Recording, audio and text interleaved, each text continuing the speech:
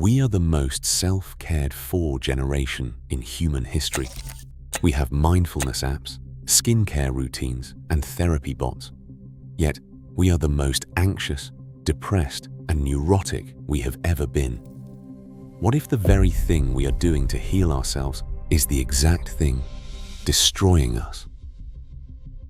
We live inside a contradiction. We are told to care for ourselves, to optimize, to heal, to become the best versions of who we already are.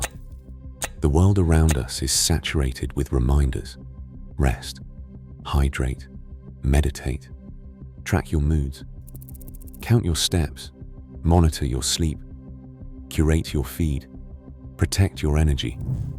We schedule self-care as if it were a second job, then worry we are failing at that too. Burnout is everywhere, but so are the remedies, each promising relief, each demanding more attention, more effort, more of the self. But if self-care is the answer, why do we feel worse? Why, in the age of personalized wellness plans and endless digital support, does exhaustion run so deep? Why does each new ritual, each new app, each new affirmation leave us more anxious, more fragile, more convinced that the problem is us? The more we try to fix ourselves, the more broken we seem to become. We scroll past images of perfect routines and flawless calm, measuring ourselves against an ideal that always recedes. We are told that every feeling is a clue, every discomfort a signal, every setback a reason to look inward. The work never ends. Are we healing, or are we just circling the drain, mistaking vigilance for care and self-surveillance for self-love? Ask that question enough times, and the answer will always, eventually, be no. Something in this project of self-maintenance feels hollow. We are lonelier, not less. We are more sensitive to harm, not more resilient. The promise was wholeness, but the result is fragmentation, a life spent managing symptoms, tracking moods, and chasing an ever-moving target called wellness. What if the trap is not that we have not cared enough, but that we have cared in all the wrong ways? What if the paradox is that the more we turn inward, the less we are able to live? The story of how we arrived here begins long before the first wellness app, in places where self-care meant survival, not self-optimization. Long before self-care became a hashtag or a marketing promise, it was a matter of routine survival in places designed to strip people of their autonomy. In the fluorescent-lit corridors of mid-century hospitals and psychiatric wards, the language of self-care first appeared, not as a luxury, but as a minimum standard for dignity. Nurses, guided by manuals like Virginia Henderson's 1955 Principles and Practice of Nursing, were instructed to help patients brush their teeth, wash their faces, and dress themselves, not because it was fashionable, but because it was essential to preserving a sense of personhood inside institutions that threatened to erase it. This was not the self-care of scented candles or curated morning routines. It was the quiet insistence that even those labeled as broken, hopeless, or unwell deserved to participate in the rhythms of daily life. In post-war psychiatric hospitals, routines for bathing, meal preparation, and medication were not just chores. They were acts of resistance against the flattening force of institutionalization. A patient who could tie her own shoes or comb his own hair reclaimed a small piece of agency from a system built to manage, not empower. The term self-care in these settings was relational, not individualistic. Nurses, aides, and administrators saw it as a bridge between dependence and freedom, a step toward discharge, or at least toward a more bearable existence inside. The American Nurses Association's policies in the 1950s and 1960s reflected this ethos. Every patient, no matter how fragile, was to be supported in whatever acts of self-maintenance they could muster. Dignity was measured in small, ordinary victories: a clean shirt, a made bed, a moment of privacy. We forget how recent this concept is and how humble its birth. Self-care did not begin as a path to self-optimization. It began as a way to keep the human spirit intact when everything else was taken away. Before it was a political rallying cry or a billion-dollar industry, it was a nurse's quiet rebellion against despair, written in the daily logbooks of forgotten wards. In the streets of Oakland, in church basements and borrowed storefronts, self-care took on a new meaning, one forged in the heat of collective struggle.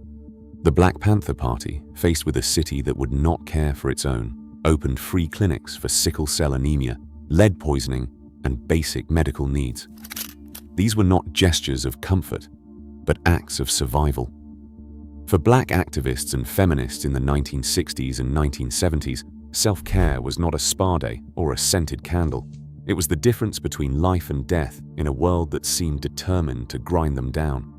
Angela Davis practiced yoga in a prison cell. Erica Huggins led meditation circles for women whose lives had been upended by state violence. The Combahee River Collective gathered in living rooms to share food, stories, and strategies for staying alive. The Third World Women's Alliance set up community health clinics, treating bodies left untreated by the official systems of care. Self-care, in these hands, was not a retreat from politics. It was the groundwork for resistance. Audre Lorde, living with cancer and the daily exhaustion of fighting for justice, wrote the words that would echo far beyond her own lifetime. Caring for myself is not self-indulgence. It is self-preservation, and that is an act of political warfare. For Lorde, self-care was a refusal to be erased, a way to keep showing up for others when the world would rather she disappear. It was a shield, not a luxury, a daily practice of endurance for those who could not afford to fall apart. We forget how much was built on this foundation. The free clinics, the circles of mutual aid, the rituals of rest and nourishment were not about optimizing the self, but about holding communities together under siege. Here, self-care was not an end in itself, but a strategy for collective survival.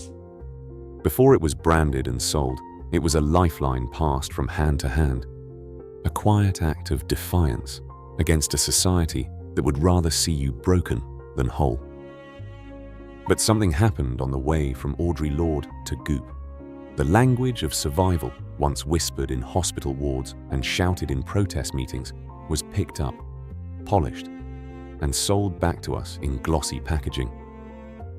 Self-care became a commodity, a product line, a trillion-dollar promise that wellness could be bought, scheduled, and displayed.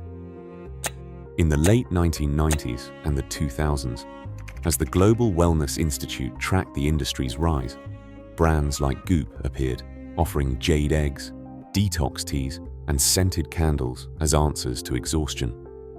By 2018, the wellness market had ballooned to $4.5 trillion, outpacing the pharmaceutical industry, and it has only grown since. What began as a shield against erasure became a shopping list. The rituals of collective care, from free clinics and shared meals to meditation circles, were replaced by individualized routines and luxury experiences. The very language of self-preservation was hollowed out, repurposed to sell face masks and affirmations. The message shifted. Not we take care of each other, but you are responsible for fixing yourself. We are told that a bath bomb is a boundary, that a supplement is self-love, that a subscription box can restore what the world has taken.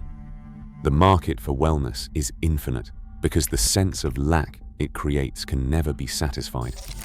Every new product promises to close the gap between who we are and who we ought to be, but the gap only widens. The more we buy, the more we are reminded of what we still lack. The irony is sharp.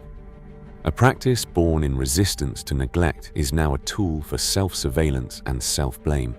Audre Lorde wrote of self-care as political warfare. Today, her words are printed on tote bags sold by companies that profit from our insecurity. The politics have been stripped away, replaced by the language of optimization and lifestyle branding. We are left with the shell of a revolution, emptied of its substance and sold back to us at a markup. How did we get here? What happens when care becomes a commodity, and the self is something to be endlessly managed, perfected, and performed? The answer is written in the fine print of every wellness contract. Relief is always just out of reach, and the work of self-maintenance never ends. A new vocabulary has quietly taken root, drifting from therapy sessions and academic texts into daily conversation. Words like triggered, trauma, boundaries, holding space, self-soothing, and emotional labor now shape how we talk about work, friendship, and even the smallest frustrations. What was once the language of diagnosis and recovery now colors the way we describe a bad meeting, a tense family dinner, or a passing comment online. Setting boundaries becomes a reason to avoid discomfort. Protecting our energy is a justification for withdrawal. Being triggered, once a clinical term for post-traumatic stress, is now shorthand for any moment of unease. By the mid-2010s, corpus studies tracked the surge of these terms in social media. Triggered, once reserved for psychiatric notes, appeared in memes and TikTok confessionals. Trauma-informed became a catch-all for parenting advice and workplace policies. Boundary issues left the pages of therapy manuals and landed in influencer posts and reality TV scripts. The American Psychological Association has warned that the casual use of the word trigger blurs the line between clinical trauma and everyday stress, eroding its original meaning. As this language spreads, it reshapes our sense of self. Awkward conversations become violations. Disagreements are recast as ruptures. Bad days are symptoms to be managed, not simply endured. The words intended to help us heal now script avoidance and retreat. Holding space becomes a reason to step back. Self-soothing is a ritual for every minor discomfort. Emotional labor is tallied like a debt owed. Naming pain is supposed to help us heal. But when every feeling is labeled, every interaction measured against our boundaries, fragility becomes central to identity. The world shrinks to the size of our triggers and moods.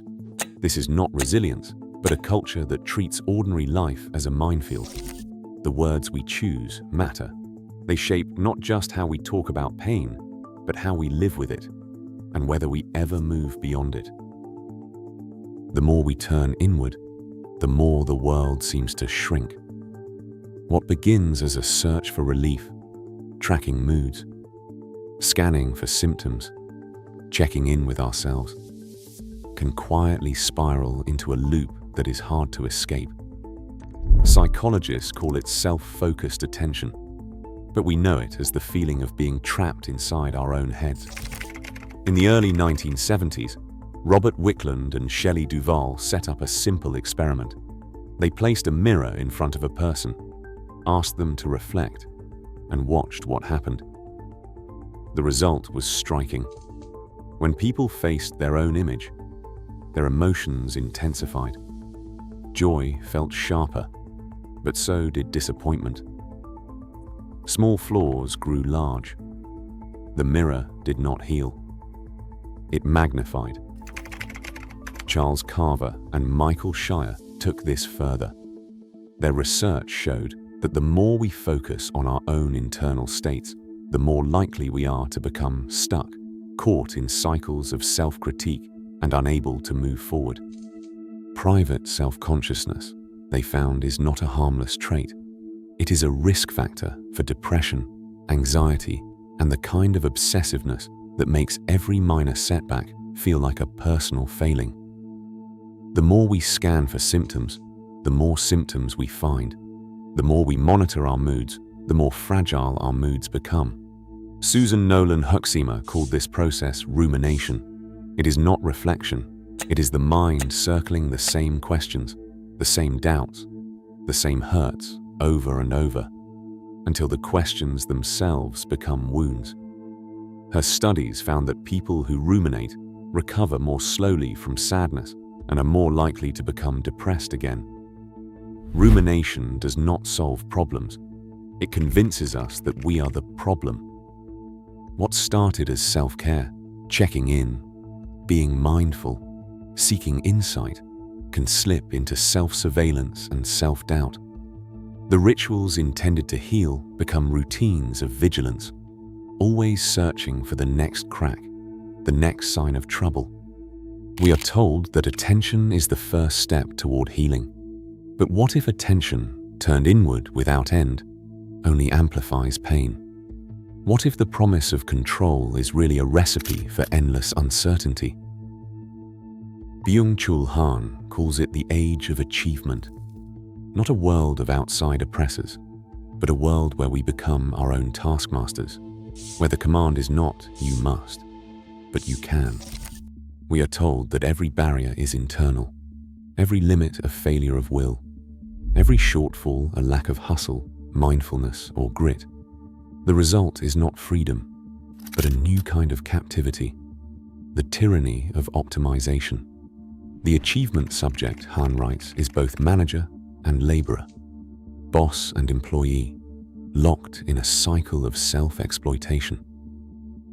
No one is watching over us, yet we are never off the clock. Every moment is an opportunity to improve, to measure, to become more productive, more mindful, and more well. The old disciplinary society, with its rules and punishments, has faded. In its place stands the promise of infinite potential and the pressure to fulfill it alone. Fatigue is not an accident here. It is the natural outcome of a world where rest is a failure, and enough is never enough. Han calls this the fatigue society, where depression and burnout are not bugs in the system, but its logical endpoint. We do not collapse because we are weak, but because we have internalized the demand to always be more. The self becomes both project and product, endlessly optimized, never complete. In the mirror of self-care, we see not relief, but the reflection of a culture that cannot stop asking us to do more, be more, care more, until there is nothing left but exhaustion. The paradox is complete. Self-care, once a shield against erasure, now becomes another form of self-erasure. The more we try to save ourselves, the more we disappear. There is another way to live. Socrates, who warned that the unexamined life is not worth living, did not mean a life spent circling our own wounds in private. His method was dialogue, a turning outward, a friction with other minds that forced the self to stretch, to question, to change. Meaning for Socrates was found not in endless self-inspection, but in the shared pursuit of truth. Viktor Frankl, writing from the ashes of the camps, saw how the gaze that fixes on its own suffering grows only more desperate. His answer was de-reflection, a deliberate turning of attention away from one's symptoms and toward a task, a value, a person in need. Frankl's logotherapy was not a denial of pain, but an insistence that we are most whole when we are least obsessed with ourselves. The more one forgets oneself, he wrote, the more human one is. We glimpse this relief in moments of flow, the state Mihai Csikszentmihalyi described, where the self disappears into the challenge of the work, the game, the craft. In flow, there is no time to monitor moods or measure progress. There is only the doing, the absorption, the world beyond the self. But the warning is old. Narcissus, trapped by the beauty of his own reflection, wastes away not from vanity, but from the inability to turn outward, to love or be loved. We risk the same fate when self-care becomes self-absorption, a mirror that promises salvation but delivers only hunger. We do not become resilient by perfecting ourselves in isolation. We become resilient by forgetting ourselves in meaning, in love, in the difficult work of caring for something beyond our own reflection. We live in a culture that tells us relief comes from perfecting the self. But every new ritual, every anxious check-in, risks deepening the spiral. Ask the question, am I okay often enough? And the answer will always, eventually, be no. Meaning does not grow in a mirror. It grows in responsibility, in craft, in connection, out there, not in here. What we give away may heal us more than what we keep. Share your thoughts below. Thanks for watching. If you enjoy this video, please like and subscribe for more Uncanny Psychology. What part of this video resonated most with you? What video would you like for us to make next? Let us know in the comments.